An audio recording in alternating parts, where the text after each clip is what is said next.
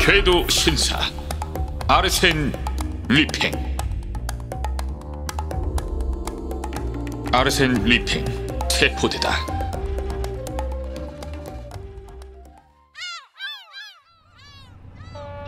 이 얼마나 기이한 여행이란 말인가. 그래도 시작은 꽤 좋았지. 나로 말할 것 같으면 그보다 더 신나는 기분으로 여행을 떠나본 적이 없었다. 프로방소는 대서양 횡단 계속선으로 깍듯하게 이를 데 없는 선장의 지휘하에 무척이나 안락한 순항을 하는 것으로 유명하다. 승객들 역시 나무랄 데 없이 점잖은 인사들 뿐이다. 서로가 더없이 자연스럽게 어울렸고 척하면 즐거운 여흥이 꽃을 피웠다. 모두들 이 세상과 동떨어진 채 어느 미지의 섬에 모여든 기분이었고 누가 먼저랄 것도 없이 서로 가까워질 수밖에 없는 분위기였다. 그래, 그렇게 우린 서로서로 가까워지고 있었다. 사실 바로 전날까지만 해도 생면부지인 사람들이 우연히 한 배를 탄 채 한동안 망망대해의 고즈넉함에 잠겨 있다가도 언제든 닥칠지 모르는 대양의 분노와 심술궂은 폭풍을 함께 견디어 나갈 수밖에 없는 처지이니 그 얼마나 예기치 못한 놀라운 면면이 많겠는가. 요컨대 인생 자체가 그 험난한 질풍노도와 다채로움 그리고 단조로움을 거느리고 한편의 짤막한 비극처럼 휘 지나가는 것이나 다름없으니 바로 그 때문에 시작과 함께 끝을 짐작하게 할 만큼 짧은 이 여행을 되도록 강렬한 열정과 흥취 속에서 맛보고자 하는 게 아니겠는가. 하지만 이처럼 배를 타고 인생을 횡단한다는 감정 속에 수년 전부터 새로운 무엇이 가세하고 있었다. 바다 위를 정처 없이 떠다니는 이 자그마한 섬은 스스로 벗어났다고 여긴 세상과 여전히 연결되어 있다. 광대한 태양 속에서 가끔씩 풀어졌다가도 또 가끔씩 이어지는 그 연결고리는 다름 아닌 무선 전신. 그야말로 희한한 방법으로 또 다른 세계로부터 소식이 속속들이 배달되어 오는 것이다. 철선을 따라 보이지 않는 메시지가 미끄러지듯 오가는 차원을 훌쩍 뛰어넘어 이 새로운 기적을 설명하려면 아마도 허공에 날개를 단 전령이라도 있는 것으로 상상해야 하리라. 그만큼 신비롭고 정말이지 시적인 것이 바로 이 무선 전신이다. 덕분에 우린 가끔씩 저 피안의 언어를 우리 귀에 속삭이는 듯한 아득한 목소리의 에스코트를 받으며 항해하는 기분이었다. 처음에 나한텐 두 친구가 연락을 보내왔고 이어서 10명, 20명의 다른 친지들이 까마득한 공간을 가로질러 그 쓸쓸하고도 따뜻한 인사말을 우리 모두에게 보내주었다. 그러던 중 어느 바람세찬 오후 프랑스 해안에서 이미 800km나 떨어진 곳까지 전보 한 통이 날아왔는데 내용인즉슨 다음과 같았다. 귀 선박 1등 칸에 아르센 리팽이 승선하고 있음. 금발머리에다 오른쪽 팔뚝에 상처가 있고 혼자 여행하고 있으며 현재 사용 중인 가명은 R. 바로 그 순간 음침한 하늘 한 귀퉁이로 격렬한 번개불이 번쩍하고 지나갔다. 전판 거기서 중단되었고 더 이상의 내용은 알 수 없었다. 이제 아르센 리팽이 사용 중인 이름에 대해선 R이라는 이니셜밖에 모르게 된 셈이다. 이건 분명히 뭔가 새로운 사건이 터진 것일 터. 전신국 직원은 물론 선상 경찰과 선장까지 그에 대해 철저히 비밀을 유지해왔던 게 틀림없었다. 아마도 대단히 신중을 기할 만한 사건일 텐데 어쨌든 그날 우리 모든 그 유명하신 아르센 리팽께서 우리 가운데 숨어있다는 사실을 알게 된 것이다. 아르센 리팽이 우리 가운데 있다니. 벌써 몇 달째 모든 신문 지상에서 그토록 대담무쌍한 행각을 연일 떠벌리던 신출귀몰한 도둑이 말이다. 우리 시대 최고의 형사인 가니마르와 더불어 파란만장한 사생결단을 치른 바 있는 그 수수께끼 같은 인물이 말이다. 정체나 호와 살롱만 턴다는 황당무계한 신사 아르센 리팽. 어느 날 밤 쇼르만 남작의 저택에 침입했다가 빈손으로 나오면서 이렇게 적힌 멋진 메모 한 장을 남겼다지. 궤도 신사 아르센 리팽. 진품이 제대로 갖춰지면 다시 방문하겠음. 운전기사에서 테너 가수로, 막권업자에서 양갓집 도련님으로, 청년에서 노인으로, 마르세유의 떠돌이에서 러시아인 의사로, 다시 에스파냐의 투사로 종횡무진 천의 얼굴을 가졌다는 바로 그 남자, 아르센 리팽. 상상이 되는가? 그 아르센 리팽이 이 대서양 횡단 선박의 어느 한 좁은 구역을 어슬렁거리고 있다는 사실이. 여차하면 서로 옷깃을 스칠 만큼 아담한 1등 칸과 그에 딸린 식당, 휴게실, 흡연실에서 이 신사 양반일까? 아니면 저 사람, 테이블 저쪽에 앉은 저 친구, 아니면 선실을 같이 쓰는 바로 그 작자. 오, 그 누구든 아르센 리팽이 아니라고 누가 장담하겠는가? 세상에. 아직도 닷새나 남았는데 이거 야단났네. 얼른 붙잡지 않고 뭐더라는 걸까? 전보가 도착한 바로 다음 날, 넬리 언더다운 양이 호들갑을 떨며 내게 말을 붙여왔다. 이봐요, 당드레지 씨. 당신은 선장과 터놓고 지내는 사이잖아요. 뭐 알고 있는 거라도 없어요? 난 내심 넬리 양을 만족시키기 위해 정말 뭔가 아는 척이라도 하고 싶었다. 어딜 가든 사람들의 시선을 독점하는 근사한 타입의 여인이었던 것이다. 미색은 물론이고 가지고 있는 엄청난 재산으로도 말이다. 그런 그녀 주위로 늘 열병 들린 애송이들과 세련된 추종자들과 광신적인 찬미자들이 득실되는 것은 당연한 일이었다. 파리에서 프랑스인 어머니 손에 자란 그녀는 친구인 제를랑 부인과 함께 시카고 제1의 백만장자이자 자신의 아버지인 언더다운 씨를 만나러 가는 중이었다. 사실 처음에 난 그저 장난삼아 건드려본다는 심정일 뿐이었다. 하지만 이런 선박 여행의 특성상 거의 매일 대하다 보니 그녀의 매력에 진짜로 빠져들게 되었고, 그 커다란 검은 눈동자를 마주칠 때마다 장난이라고 하기엔 주책 맞다 싶을 정도로 심장이 난동을 부리는 것이었다. 하긴 그녀 쪽에서도 나의 정중한 접근이 싫지만은 않은 듯했다. 그녀는 내가 늘어놓는 온갖 재담과 경험담에 까르르 웃어주었고, 열정을 다하는 나에게 은근한 공감으로 응대해왔던 것이다. 다만 단 한 명, 내게 연적이랄 수 있는 작자가 있긴 했는데, 우아하고 점잖은 데다 상당한 미남인 그 친구의 과묵한 성품은 이따금 파리지행 특유의 개방적인 내 태도보다 그녀의 마음을 조금 더 끌어당기는 듯했다. 어쨌든 넬리 양이 내게 말을 걸었을 때도 그 친구는 을에 그녀를 둘러싸고 시시덕거리는 찬미자들 가운데 섞여 있었다. 우린 가판이 흔들 의자에 기분 좋게 앉아서 그 전날 폭우로 말끔히 씻긴 해맑은 하늘을 감상하는 중이었다. 정말이지 쾌청한 날씨였다. 마드모아젤, 저도 정확히 아는 건 아무것도 없답니다.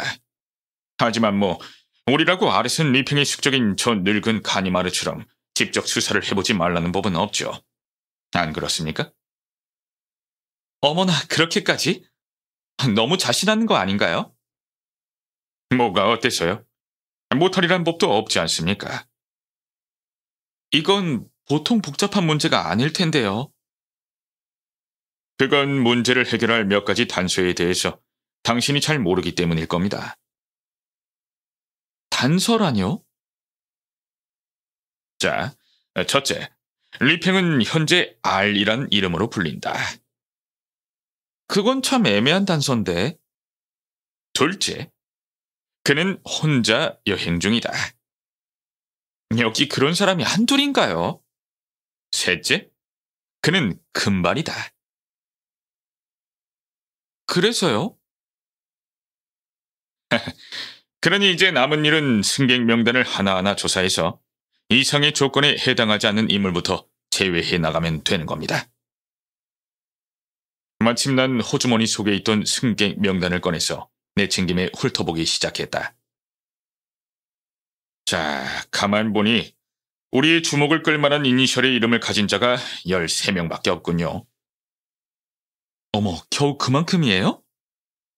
1등 칸에선 그렇습니다. 이 알씨들 중에서 보시다시피 9명은 아내와 아이들의 하인들까지 대동하고 있군요. 그렇다면 남은 4명을 하나하나 살펴보죠. 자, 우선 라베르당 후작. 대사 서기관이세요. 저도 잘 아는 분이죠. 넬리 양은 발끈하듯 대꾸했다. 자, 다음은 로손 장군. 우리 삼촌입니다. 누가 또 끼어들었다. 리볼타 씨. 접니다. 새까만 수염이 얼굴을 반 이상 뒤덮은 어느 이탈리아인이 마치 출석 부르는데 대답하듯 소리쳤고 넬리 양은 재미있다는 듯 웃음을 터뜨리며 덧붙였다. 게다가 선생님은 금발이 아니시군요. 난 계속했다. 그렇다면 결국 명단의 마지막 남은 이 사람이 범인이겠군요. 그게 누구죠? 바로 로젠 씨입니다. 누구 이분 아는 사람 없습니까? 모두 잠잠했다. 한데 문득 넬리 양이 그렇지 않아도 꼭 달라붙어 있어서 꼴불견이었던 바로 옆에 과묵한 젊은이를 툭 치면서 이렇게 부추기는 것이었다. 이봐요, 로젠 씨. 대답 안 하세요? 순간 일제히 그에게로 시선이 돌아갔다. 그는 금발이었다. 솔직히 말해 난 섬뜩한 느낌이 들었다. 아울러 일거의 어색한 침묵이 내리누르는 분위기를 볼 때 그곳에 모인 다른 사람들 역시 나와 같은 당혹스러운 느낌임이 분명했다. 사실 좀 의외인 것은 그 친구의 어디를 봐도 수상쩍은 의심을 받을 만한 구석이라곤 없었던 것이다. 마침내 그가 입을 열었다. 내가 왜 대답을 안 하느냐고요? 이거 보세요. 나 역시 이와 똑같은 조사를 진행해봤습니다. 한데 이름이나 혼자 여행 중인 처지나 머리 색깔, 그 어느 것으로 봐도 지금 내려진 결론에 나 역시 도달하더란 말입니다. 그러니 날 체포하는 게 당연하다는 생각이요. 그렇게 내뱉는 그의 말투와 태도는 역한 묘한 것이 아니었다. 가뜩이나 얄팍한 그의 입술이 한층 더 날렵하게 가늘어지면서 아예 창백하게 변하는가 하면 눈엔 벌건 핏기마저 감도는 것이었다. 아무래도 농담을 하고 있음이 분명해 보였다. 어쨌든 그의 인상착이나 태도가 우리 모두를 어리둥절하게 만들고 있었는데 넬리 양이 순진한 목소리로 이렇게 물었다. 하지만 당신은 상처가 없잖아요. 예, 그렇습니다. 상처만 없죠. 그러면서 신경질적으로 옷소매를 걷어붙이더니 팔뚝을 불쑥 내밀었다. 순간 어느 생각 하나가 느닷없이 뇌리를 스치고 지나가면서 내 눈과 넬리 양의 눈이 마주쳤다. 그렇다. 그는 오른쪽이 아니라 왼쪽 팔뚝을 내밀고 있었던 것이다. 난 부랴부랴 그 점을 지적하려고 했지만 갑자기 넬리 양의 친구인 제를랑 부인이 요란스레 들이닥치는 바람에 그냥 지나치고 말았다. 웬일인지 혼비백산한 제를랑 부인 주위로 사람들이 모여들었고 그녀는 간신히 숨을 고르면서 이렇게 더듬거렸다. 내 보석이랑 내 진주랑 몽땅 도둑 맞았어요. 사실 몽땅 도둑 맞은 게 아니라 놀랍게도 요것저것 얄미울 정도로 골라 가져가 버렸다고 해야 맞았다. 다이아몬드 브로치와 루비 목걸이, 이런저런 팔찌들에서 어쩜 그리도 섬세한 솜씨로 보석 알맹이만 고스란히 빼내갔는지 공연히 묵직하고 덩치 큰 덩어리들은 손끝 하나 대지 않은 듯했다. 예컨대 탁자 위에 있는 시계도 마치 아기자기한 꽃잎이 죄다 떨어져 나간 봉오리처럼 보석 장식이란 장식은 모조리 빠져버린 채 쾌한 몰골로 남겨져 있었다. 보아하니 도둑은 제를랑 부인이 하필 차를 마시는 바로 그 시각 훤한 대낮에 사람들로 붐비는 복도에서 객실문을 억지로 따고 들어가 모자 상자 깊숙이 간수해둔 작은 가방을 찾아내자마자 곧장 보석 수집에 들어갔음에 틀림없다. 아무튼 도둑 맞은 일이 알려지자 그곳에 모인 모든 사람의 입에선 예외 없이 단 한 사람, 단 하나의 이름만이 오르내렸다.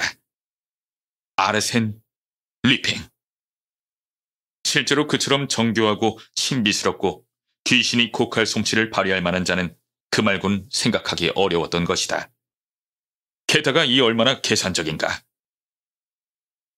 귀중품이라고 해서 괜히 욕심내 무작정 긁어 모아봤자 보관하기만 어려울 테니 진주다, 에메랄드다, 사파이어다 되도록 요것저것 자잘하게 취하는 편이 훨씬 홀가분할 게 아니겠는가 말이다. 한편 그날 저녁 식탁에서 로젠의 양쪽 좌석이 모두 썰렁한 채로 비어있더니 아니나 다를까 그날 밤 선장이 그를 호출했다는 것이다. 의심할 여지 없이 그가 체포될 거라는 생각은 모두를 안심시키기에 충분했다. 드디어 한시름 놓게 된 셈이라고나 할까? 그래서 그날 밤엔 모처럼 유흥의 자리가 마련되었다. 모두들 정신없이 춤을 추었는데 넬리 양이 어찌나 흥겹게 노는지 난 처음엔 비록 로젠인가 뭔가 하는 치가 그녀의 마음을 호렸을지언정 이젠 그에 대한 어떤 기억도 남아있지 않을 거란 생각이 들었다. 그녀가 발산하는 매력이 더더욱 내 마음을 앗아가버린 것은 물론이고 말이다. 자정이 될 쯤 희영청 달빛 아래서 난 급기야 내 그런 심정을 고백하기에 이르렀는데 그녀도 제법 달가워하는 눈치였다. 그러나 다음날 정말이지 어이없게도 로제는 혐의가 부족하다는 이유로 풀려나고 말았다. 보르도 포도주에 손꼽히는 도매상 자재로서 그에 관한 서류엔 전혀 하자가 없다는 것이 밝혀졌고 무엇보다 팔뚝 어디에도 상처의 흔적이 발견되지 않았다는 것이다. 로젠을 시기하는 연적들은 하나같이 이렇게 불평을 늘어놓았다. 그깟 서류가 뭐고 출생증명서가 다 뭐란 말이야. 아르센 리팽이라면 그까지 종이장이야 얼마든지 만들어낼 수가 있는데 말이야. 아니 상처도 아마 애당초 나지도 않았구나. 났어도 어떻게든 지울 수 있는 거 아니겠어? 그런가 하면 범행이 일어난 바로 그 시각에 로젠이 가판을 거닐고 있지 않았느냐는 반론엔 또 이렇게 되쏘기까지 하는 것이었다. 아니 아르센 리팽 정도의 인물이 자기가 직접 움직여 도둑질할 거라고 생각해?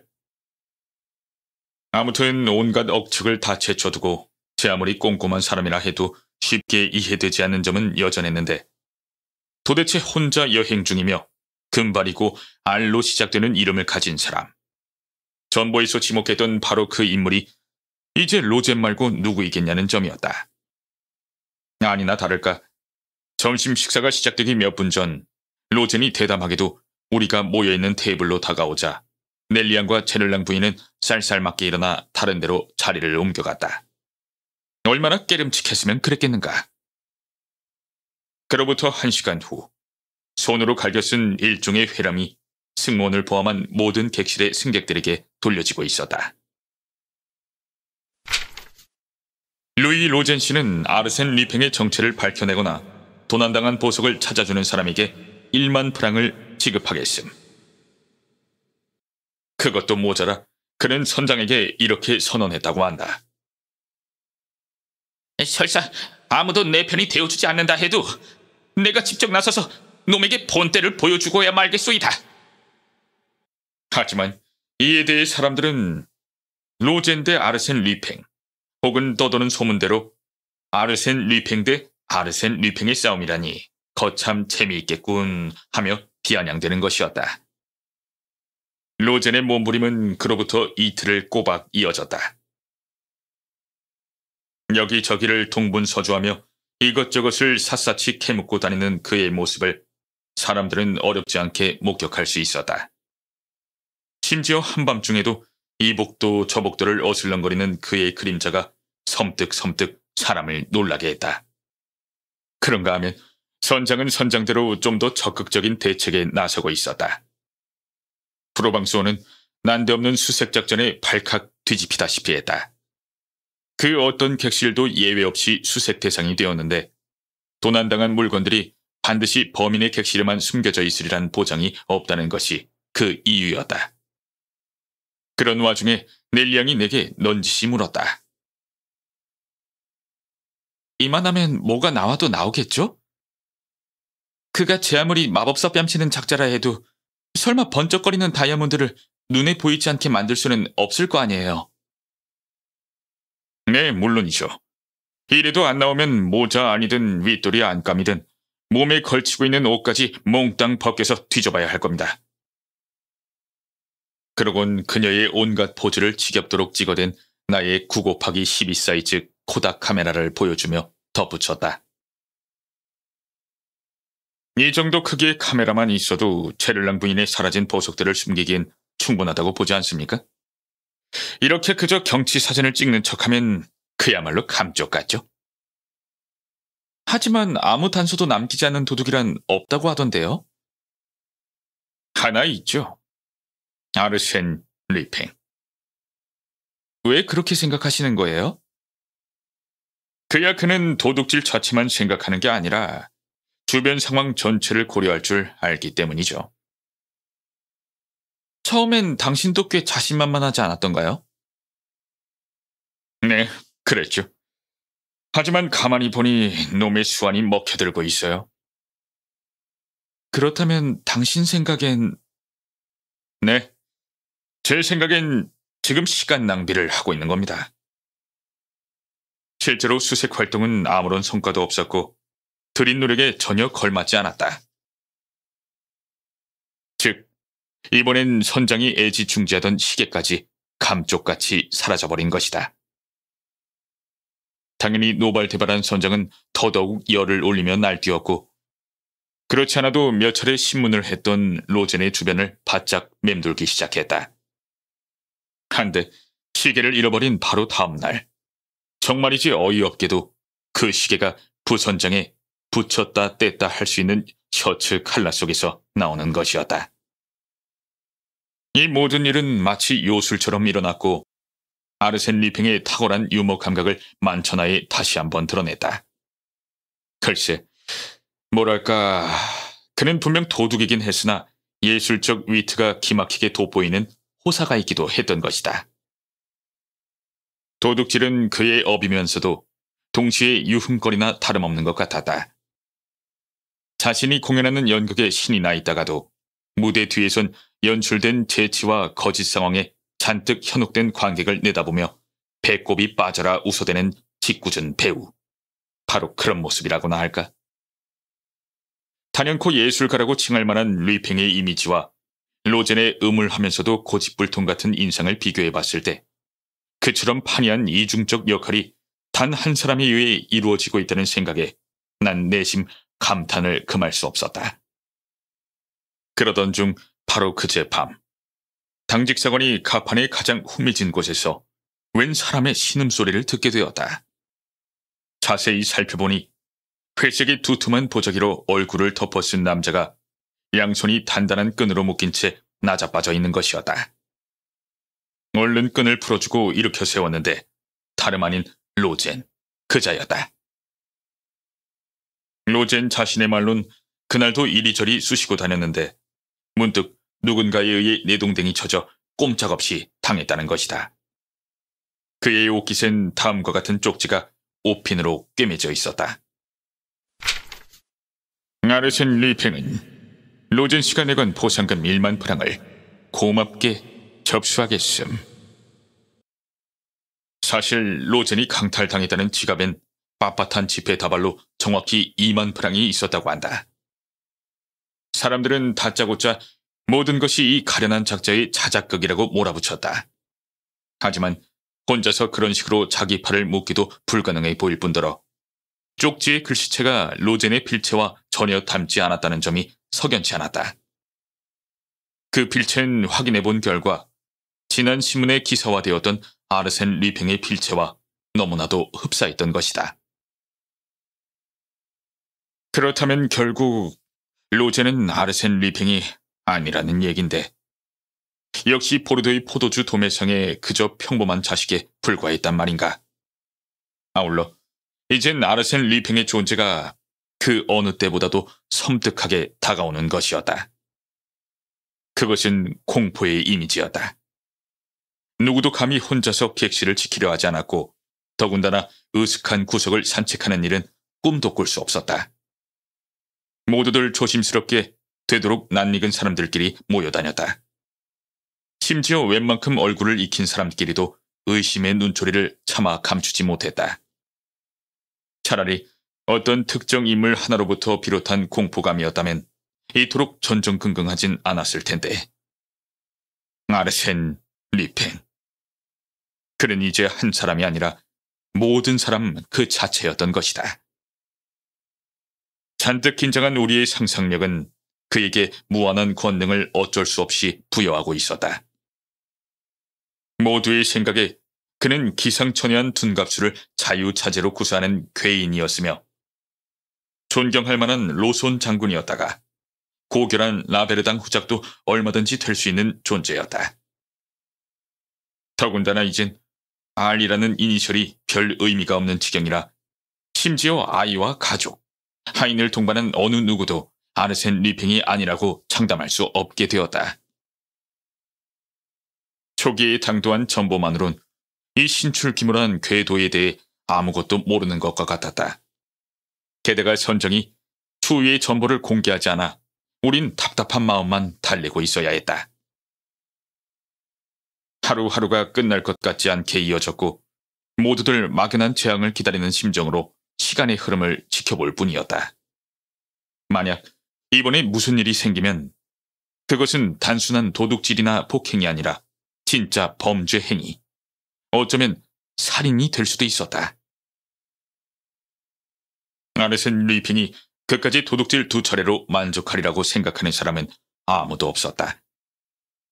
수사력을 발휘해야 할 장본인들이 모두 꼬리를 내린 상황에서 배 안의 절대 권력자로 부상한 그가 재산이든 사람 목숨이든 얼마든지 제멋대로 뒤흔들 수 있다는 것은 일견 당연해 보였다.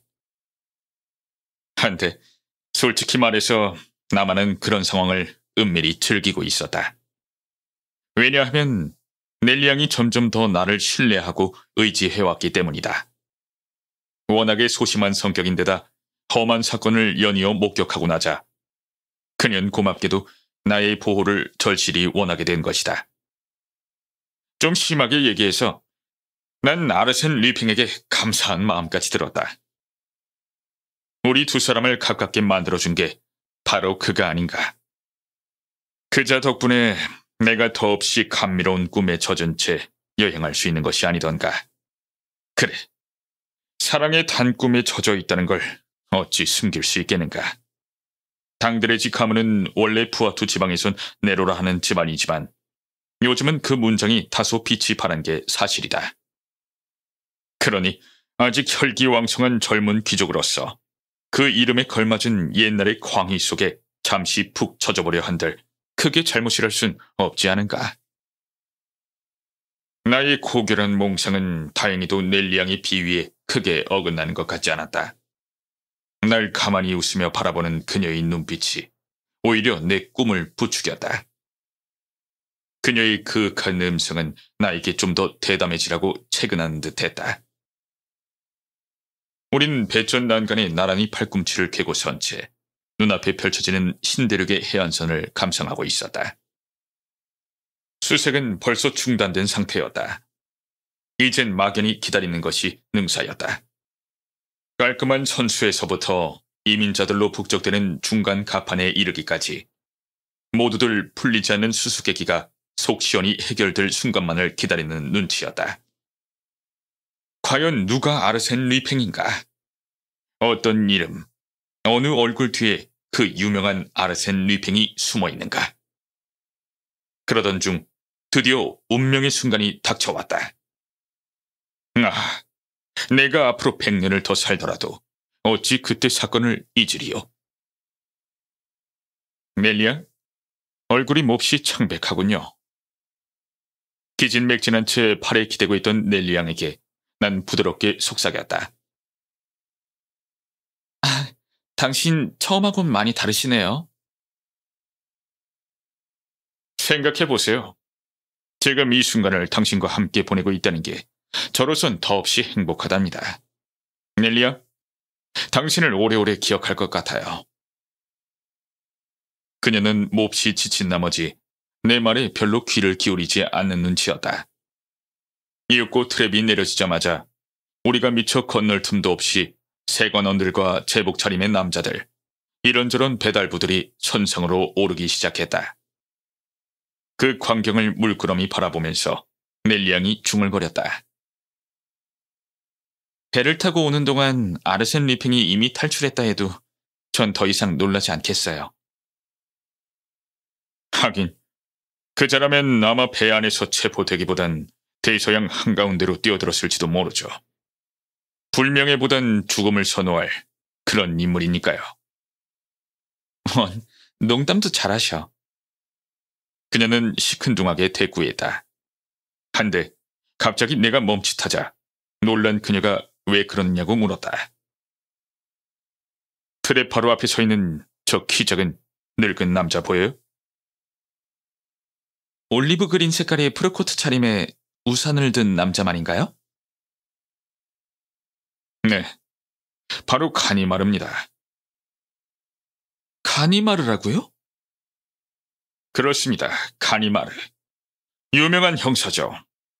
아르센 리핑을 반드시 제 손으로 잡아 보이겠노라고 장담한 인물입니다. 바다 건너 사정에 대해 이렇게 깜깜했다니. 가니마르가 여기 있을 줄이야. 하긴 워낙에 알리지 않고 일 처리하길 좋아하는 타입이니. 그럼 이제 아르센 리핑도 붙잡히는 걸까요? 글쎄요. 누가 합니까? 가니마르도 변장한 리핑밖에 본 적이 없을 겁니다. 그가 아르센 리핑이 현재 사용하는 가명을 모르는 한 아마도. 그러자 넬리 양은 여성 특유의 잔인한 호기심을 눈빛 가득 빛내며 이렇게 중얼거리는 것이었다. 체포 현장을 내 두 눈으로 직접 구경할 수 있다면 좋으련만. 어디 두고 보시죠. 아르센 리핑은 분명 자신의 숙적이 나타난 걸 이미 간파하고 있을 겁니다. 아마도 저 늙은이가 눈이 빠져라 지켜보다가 지칠 때쯤 어슬렁거리며 배에서 내리려고 하겠죠. 드디어 본격적인 하선이 시작되었다.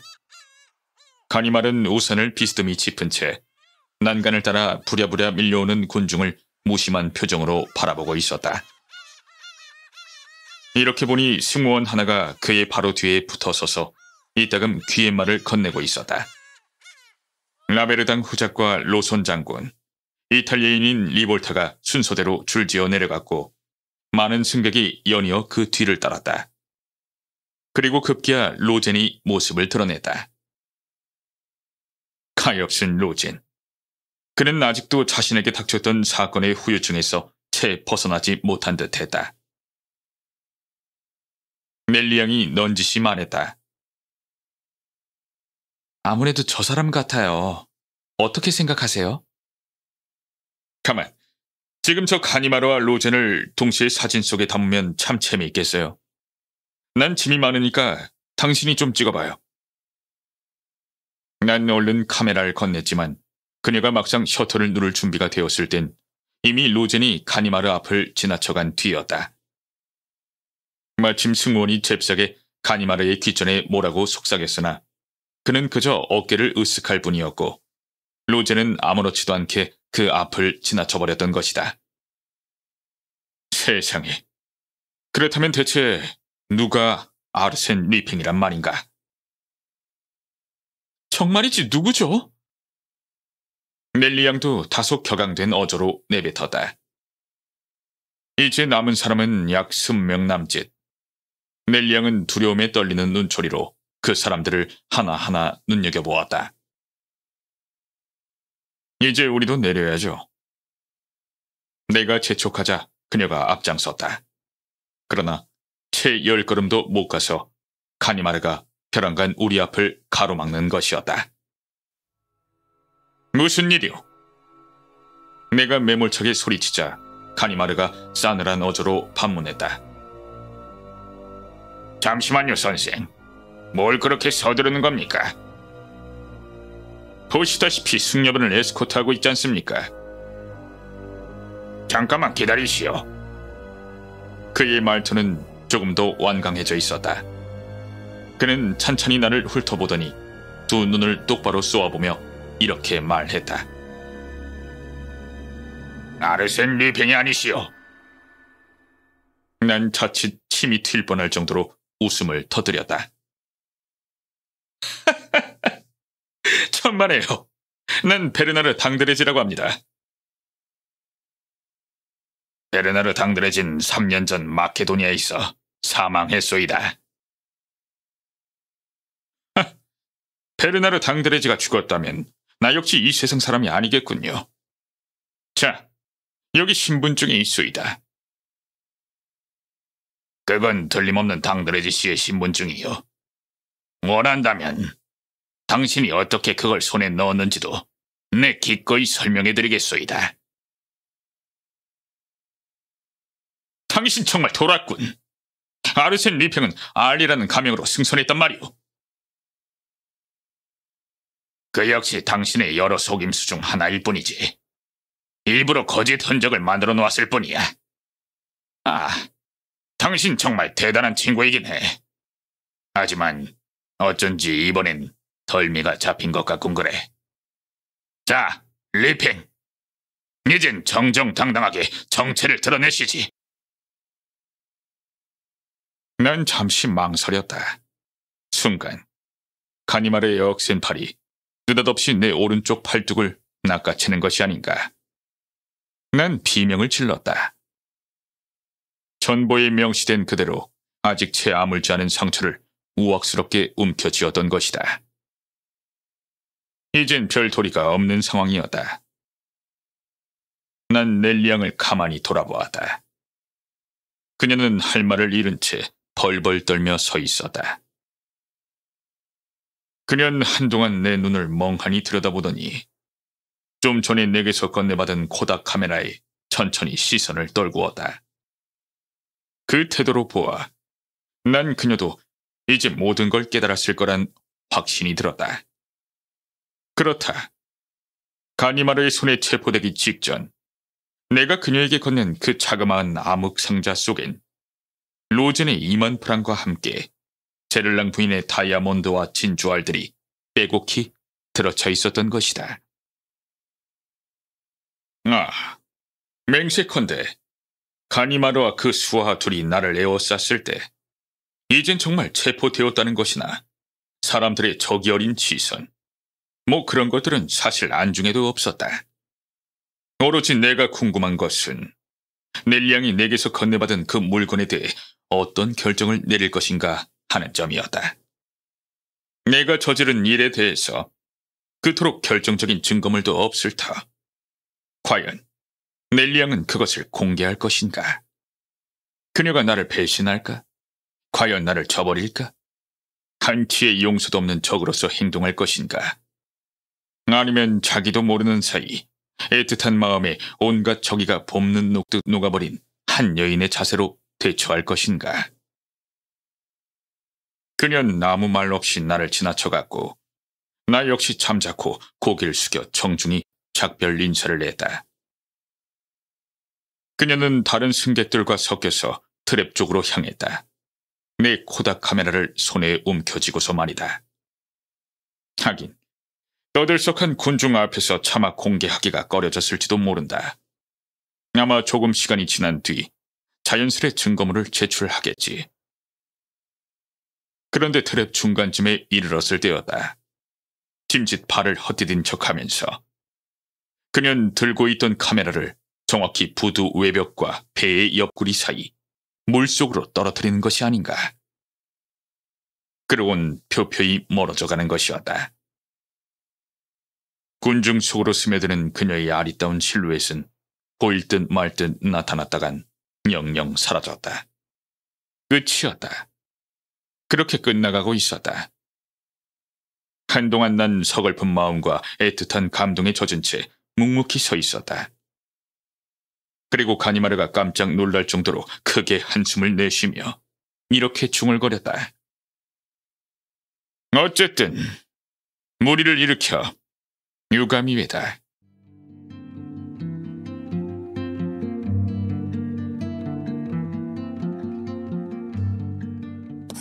이상은 어느 겨울밤 아르센 리팽이 내게 직접 들려준 체포 경험담이다. 언젠가 그것에 관해서도 상세히 적어놓을 테지만 예기치 않은 일련의 사건을 거치면서 그와 나 사이의 관계는 이루어졌다. 글쎄, 혹시 우정이라고 해도 될는지? 그렇다. 우정. 아르센 리팽은 영광스럽게도 나를 분명 친구로 대해주었고 엄연한 친구로서 내 이 적막한 서재를 불시에 방문해 그 쾌활함과 혈기, 삶의 열정이 가득한 빛으로 환히 비춰주곤 했다. 그의 그 화려한 기질은 타고난 운명부터가 행운과 기쁨으로 충만한 사내의 기질이었다. 생김새는 어떠냐고? 난들 그것을 어찌 알겠는가? 여태껏 아르센 리팽을 20번도 더 만나봤지만 20번 다 다른 존재였는데. 아니, 존재야 하나였겠지만 필경 20조각으로 갈라진 요술 거울로 전혀 색다른 눈빛, 제각각 독특한 생김새와 제스처, 실루엣에서 성격까지 순간순간 달라지는 모습들만 내게 어지러이 던져놓고 사라지는 것이었다. 그는 이렇게 말했다. 나도 내가 누군지 모르겠는걸. 거울을 보면서도 나 자신을 알아보지 못한다니까. 물론 허풍이다. 하지만 묘하게도 아르센 리팽을 만난 적이 있는 사람들에겐 단순한 허풍 같지만은 않은 것이 사실이다. 심지어 얼굴의 윤곽은 물론 이목구비의 비율마저 뒤바꿔버린 듯한 그 천재적인 변장 솜씨와 무진장한 연기력의 끝이 어딘지 그 누가 안다고 하겠는가. 그러고 보니 또 이렇게 말한 적도 있다. 도대체 왜 한정된 모습만 가져야 하는 거지? 늘 똑같은 성격을 굳이 왜 고집해야 하느냐 말일세. 어차피 내가 저지른 행위들만으로도 충분히 나란 사람이 떠오를 텐데 말이야. 그리고 자신만만한 어조로 이렇게 덧붙였다. 이 자가 아르센 리팽이요. 하고 분명히 얘기할 수 없으면 더 좋지 뭐. 중요한 건 그게 아니라 이건 아르센 리팽이 저지른 일이다. 라고 확실히 명심하는 것이니까. 바로 그렇게 그가 저지른 일들을 이제 난 꼼꼼하게 재구성해서 보여주고자 한다. 아까도 말했지만 숱한 겨울밤, 고맙게도 내 적막한 서재를 찾아온 그가 끝없이 들려주던 그 흥미진진한 모험담을 말이다.